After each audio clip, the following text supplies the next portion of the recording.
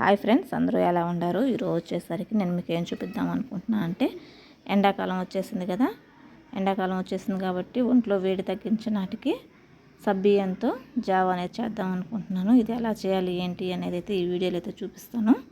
చూడండి, ముందుగా వచ్చేసరికి గ్యాస్ ఆన్ చేసి ఒక గిన్నె అయితే పెట్టుకోండి. గిన్నెలో వచ్చేసరికి 1 లీటర్ నీళ్ళు అయితే తీసుకోండి. లీటర్ నీళ్ళు తీసుకొని మూత అయితే పెట్టేసేయండి.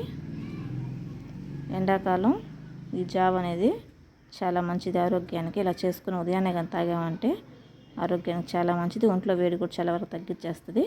ఇప్పుడు మూత పెట్టేసుకున్నాం కదా, ఇంకో గిన్నె అయితే తీసుకొని దీంట్లో వచ్చేసరికి సబ్బియ్యం, ఇవి వచ్చేసరికి సన్నవండి నేను తీసుకున్నాను. 1 కప్పు అయితే తీసుకున్నాను. దీంట్లో లావువి కూడా 2 రకాలు అయితే ఉంటాయి. లావువి కూడా ఈ జావకు అనేది సన్నవి అయితే బాగుంటాయి కాబట్టి నేను సన్నవి అయితే తీసుకున్నాను. ఒకవేళ సన్నవి లేకపోతే లావువి కూడా తీసుకోండి. ఇవి వచ్చేసరికి నేనైతే 1 కప్పు అయితే తీసుకున్నాను. దీంట్లో కొద్దిగా నీళ్ళు పోసుకొని తడి పొడి కలిపి అయితే పక్కన పెట్టేసుకోవాలి. చూడండి, ఇలా కలుపుకుంటున్నప్పుడు మన చేతికి కొద్దిగా నిమ్మని తగిలిన తర్వాత కలుపుకొని మూత పెట్టి ఒక 5 నిమిషాలు అయితే పక్కన పెట్టేసామంటే మనకి సబ్బియ్యం అనేది కొంచెం తొందరగా అయితే ఉడకతాయి. ఇప్పుడైతే మూత అయితే పెట్టి పక్కన పెట్టేసుకుంటున్నాను. ఈ సబ్బియ్యం జావ అనేది ఆరోగ్యానికి చాలా మంచిదండి. చూసారు కదా, నాకైతే కలిపి పెట్టేసుకున్నాను. 5 నిమిషాల తర్వాత అయితే చూడండి ఎలా వచ్చింది సబ్బియ్యం. చూసారా, పొడి పొడిగా వచ్చేసి సబ్బియ్యం కూడా కొంచెం ఉబ్బినట్టు వచ్చేసింది. మన చేతికి నిమ్మ అనేది కూడా కొంచెం కూడా తగలట్లేదు. ఇలా అయితే కలుపుకుందాం. అన్నీ అంతా ఒకసారి అయితే మళ్ళీ బాగా కలుపుకుందాం. ఇలా కలిపి పెట్టుకుంటే తొందరగా సబ్బియ్యం అనేది ఉడికిపోతాయండి. ఇప్పుడు మనం అయితే ఇందాక గ్యాస్ మీద నీళ్ళు పెట్టుకున్నాం కదా, అవి అయితే బాగా తెల్లతున్నాయి. ఇప్పుడు వచ్చేసి మనం కలిపి పెట్టుకున్నాం కదా సబ్బియ్యం, అవి అయితే వేసుకొని ఒకసారి అయితే బాగా కలుపుకుందాం. మళ్ళీను ఇలా సబ్బియ్యం ముందుగా నానబెట్టుకోవడం వల్ల ఏంటంటే మనకు తొందరగా సబ్బియ్యం అనేది ఉడికిపోతుంది. ఇప్పుడైతే ఒకసారి అయితే బాగా కలుపుకొని మూత అయితే పెట్టేసుకుందాం. ఒక 5 నిమిషాలు అయితే మూత పెట్టేసుకోండి. ఒక 5 నిమిషాల తర్వాత తీస్తే మనకైతే ఉడుకుతూ ఉన్నాయి. చూడండి, ఇప్పుడు గ్యాస్ అనేది కొంచెం సిమ్లో అయితే పెట్టేసుకోండి. ఒకసారి అయితే బాగా కలుపుకొని మూత అయితే పెట్టేసుకోవాలి. ఈ సబ్బియ్యం జావ అనేది ఎండాకాలం చాలా మంచిది ఆరోగ్యానికి. ఒంట్లో ఎంత వేడినా సరే ఇలా వారానికి 2 సార్లు కానీ చేసుకుంటే ఆరోగ్యం అనేది చాలా తొందరగా బాగుంటుంది.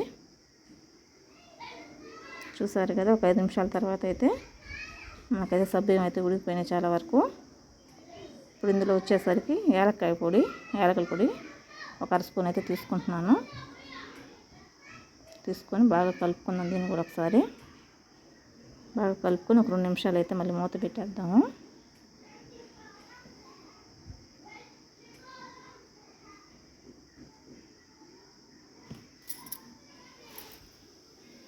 చూసారు కదా, 2 నిమిషాల తర్వాత మనకి దీంట్లో వచ్చేసరికి డ్రై ఫ్రూట్స్ కూడా నేనేం వేసుకోలేదండి.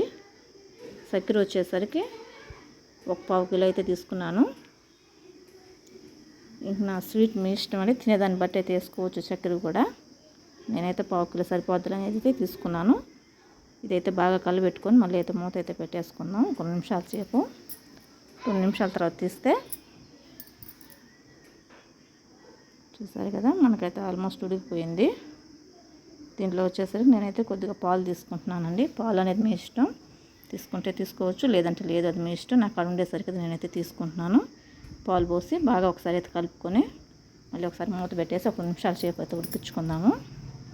ఈ జావ అనేది సాయంత్రం చేసి పెట్టేసుకొని ఉదయాన్నే నిద్ర లేవగానే పడకడుపునే కానీ తాగామంటే ఒక గ్లాస్ కానీ తాగామంటే ఒక 2 రోజులు మన ఒంట్లో ఎంత వేడినా సరే తొందరగా అయితే తగ్గిపోతుందండి.